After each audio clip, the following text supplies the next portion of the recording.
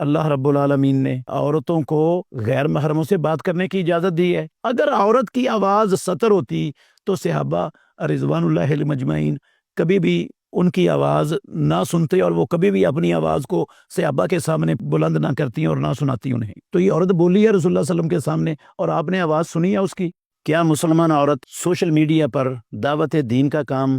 کر سکتی ہے جبکہ اس کی آواز سوشل میڈیا پر غیر محرم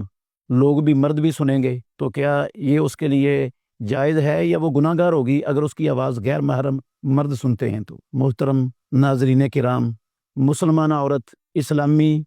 شریعت کے اصولوں کے اندر رہ کر اس کی پابندی کر کے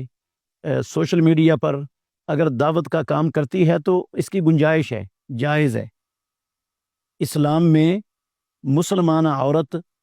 کا بدن اس کا پردہ ہے، وہ غیر محرم سے سر سے لے کر پاؤں تک پورا بدن چھپائے گی، اپنے بدن کو ظاہر نہیں کرے گی۔ مگر مسلمان عورت کی آواز وہ سطر اور پردہ نہیں ہے، وہ اگر غیر محرم سنتا ہے تو اس سے اس عورت کو کسی قسم کا کوئی گناہ اور اس پر کوئی بوجھ نہیں ہوگا۔ قرآن مجید میں اللہ رب العالمین نے امام الانبیاء محمد الرسول اللہ صلی اللہ علیہ وسلم کی ازواج مطہرات کو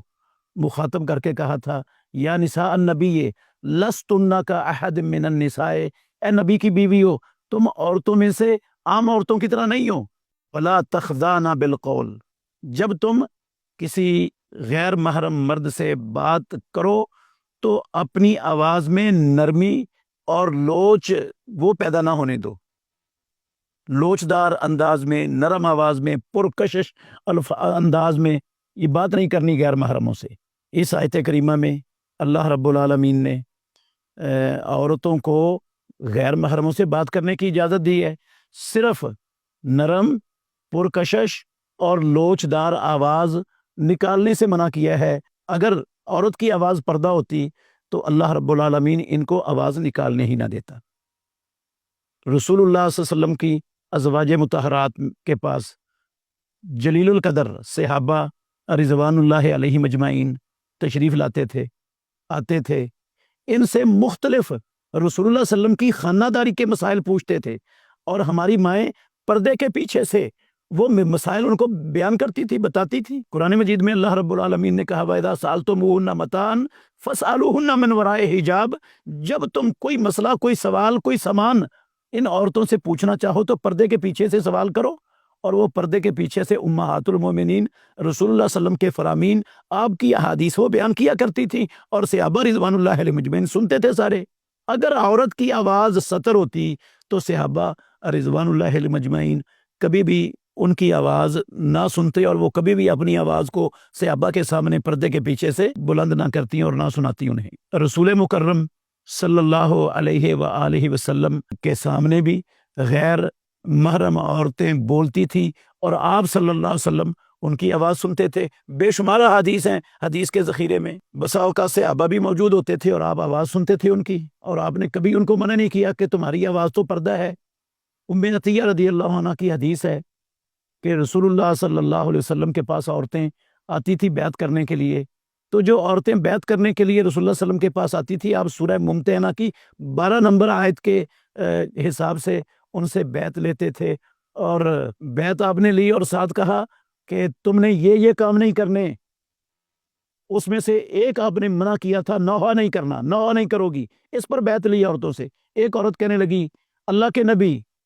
میری فلاں خاندان کے عورت نے مدد کی تھی، میں نوحہ کیا تھا، میں نے اس کے ساتھ وعدہ کیا ہوا ہے، میں نے اس کے کسی فوت ہونے والے پر اس کا بدلہ اتارنے کے لیے نوحہ کرنا ہے۔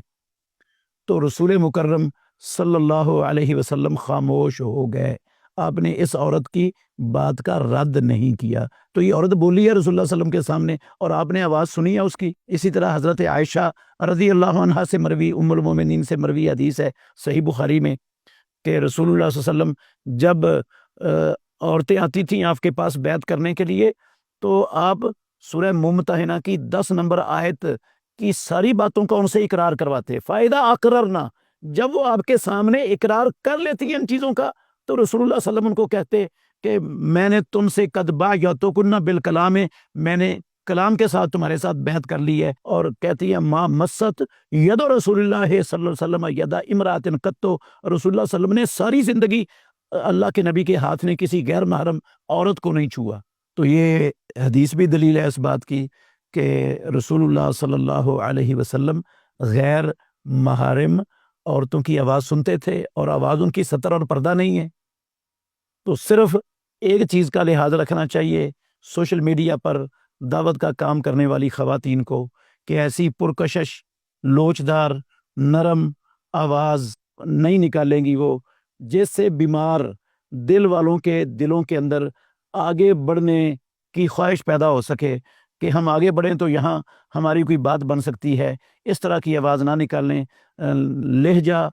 جو ہے نا وہ سخت ہو اور الفاظ اچھے ہوں، یہی طریقہ ہے۔ اس طریقے سے مکمل پردے میں رہ کر عورت سوشل میڈیا پر دعوت کا کام کرتی ہے تو اس کی اجازت ہے انشاءاللہ۔